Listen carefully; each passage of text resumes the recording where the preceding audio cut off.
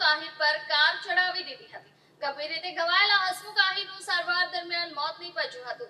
પોલીસે આ મામલે ગુનો નોંધી આરોપીને પકડવા 4 ટીમો રવાના કરી છે। શુક્રવારે રાત્રે આશરે 8:30 કલાકે હસમુખભાઈ જીણાભાઈ આહિર ઉંમર વર્ષ 47 ગામના ક્રિકેટ ગ્રાઉન્ડ પાસે મિત્રો સાથે બેઠા હતા।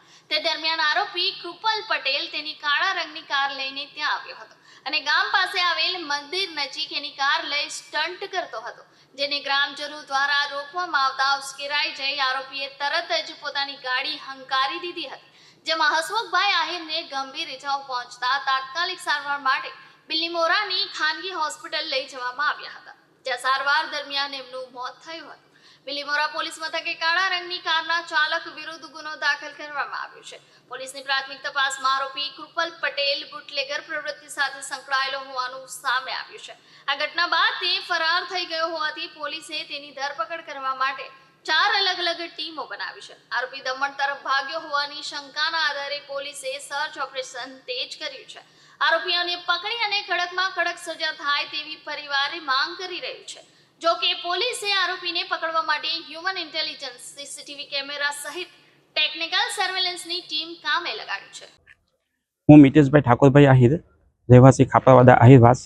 ગઈકાલે અમારા ફળિયાની અંદર હસમુખભાઈ અને 3-4 મિત્રો અમારા ફળિયાના બેઠા હતા।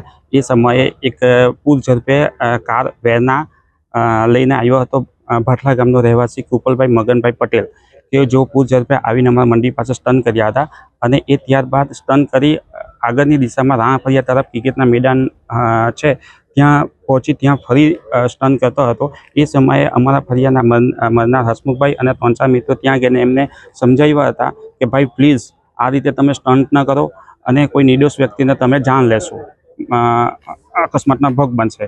તો આ જેવી રીતે અમે વ્યવસ્થિત રીતે એમને પ્રેમથી સમજાવ્યા હતા, પરંતુ આ આરોપી કૃપલભાઈ મગનભાઈ પટેલ કે જેઓ ઉશ્કેરાઈ જતા અને ઉશ્કેરાઈ જઈ હસમુખભાઈ પર ગાડી જાણી જોઈને મર્ડરના ઈરાદાપૂર્વક ગાડી ચઢાવે છે અને આગળ લઈ જાય, પાછા રિવર્સ લાવે છે અને ઘટના સ્થળેથી તાત્કાલિક ત્યાંથી ગારોગારી કરી અન્ય મિત્રોને ધમકી આપી ભાગી જાય છે। શું માંગ છે તમારી? અમારી માંગ એ જ છે કે આવા અસામાજિક તત્વોને ગુજરાત પોલીસ તાત્કાલિક રીતે પકડે, કાયદાકીય રીતે એની કલમ લગાવે।